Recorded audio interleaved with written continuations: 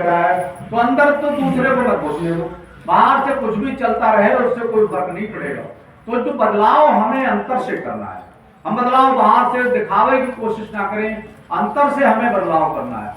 अब जब वो महात्मा जी कहने लगे हमें बताओ कहाँ हम जाए, ये सिद्धि कैसे मिलेगी, तब उसने बताया फला शहर में चले जाओ। और जब गए वहां पर तो वो लाला जी अपना काम कर रहे थे। शाम को जब उन्हें फुर्सत मिली तब उन्होंने पूछी, वो कहने लगे हमने ये रास्ता अपने गुरु जी से लिया था और ये मंत्र जो है गुरु जी से हमें प्राप्त हुआ है। हम तो अपने दुकान पर अपना काम करते हैं और अपने मन में ही अपना जाप करते रहते हैं, हम और कोई काम नहीं करते, कहीं नहीं जाते, ना हम कोई भक्ति का दिखावा करते, अपने अंतर अंतर में जाप करते रहते हैं। यही बात जब स्वामी जी महाराज और भैया जी महाराज नाम देते हैं तो वो एक ही बात कहते हैं। स्वामी जी महाराज तो यहाँ तक कहते थे लैट्रिन में बैठे हो तो भी भजन करो। स्वामी जी अगर कई लोगों ने, आपने ये बात कह दी, अगर कई लोगों ने स्वामी जी से नाम लिया होगा तो स्वामी जी ने ये बात कही होगी।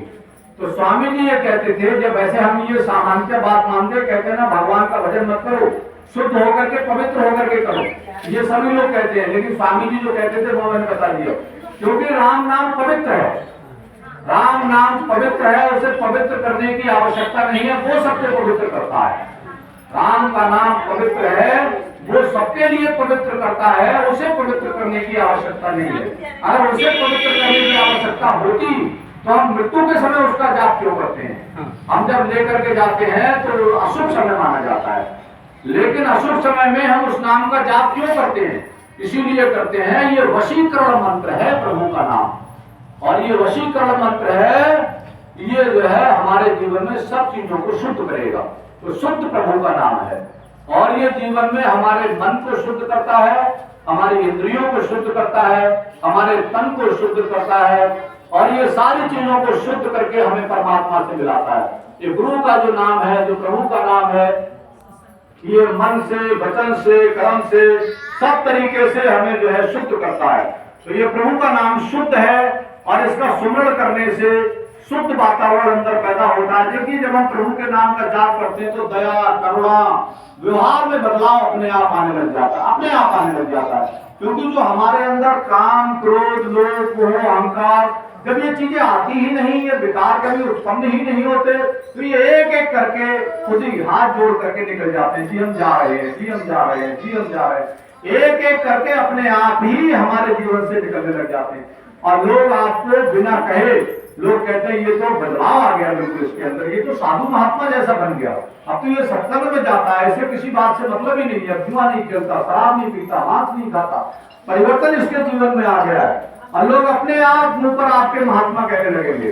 तो ये कैसे कहने लगेंगे? जीवन में परिवर्तन जब हमारे आएगा, जब अंतर से हमारे जीवन में परिवर्तन आएगा, गुरु जी के वचनों को अपने अंतर में धारण करेंगे, तब हमारे जीवन में अंतर में परिवर्तन आएगा, नाम का सुमरण करेंगे।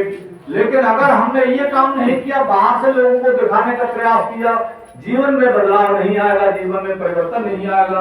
और गुरु जी जो रास्ता बताते हैं उस रास्ते पर हम पूर्ण तरीके से खड़े नहीं उतर पाएंगे। तभी उतर पाएंगे जब हम अंतर से बदलाव लाएं, अंतर से बदलाव की क्रिया को जान जाए जो गुरु जी हमें बताते हैं नाम के सुमरण के द्वारा। नाम का सुमरण समस्त संतों का सार मत है, समस्त संतों ने इसी बात को दोहराया है कि नाम का जाप कर, नाम का जाप कर। कल कलयुग प्रताप पुनीता, मानस पुण्य हुए नहीं पापा। कलयुग में जो है पाप नहीं होगा अगर तुमने नाम का जाप किया तो। नाम का जाप करने से पाप कैसे नहीं होता है? अगर हमारे अंतर में सुमरण चल रहा है, प्रभु के नाम का जो गुरु जी ने नाम दिया उसका सुमरण चल रहा है, चीटी पैर से दब गई तो हमारे पैर से थोड़ी दबी, हम तो गुरु जी का जाप, परमात्मा का जाप कर रहे थे, परमात्मा चल रहा था, हम थोड़ी चल रहे थे।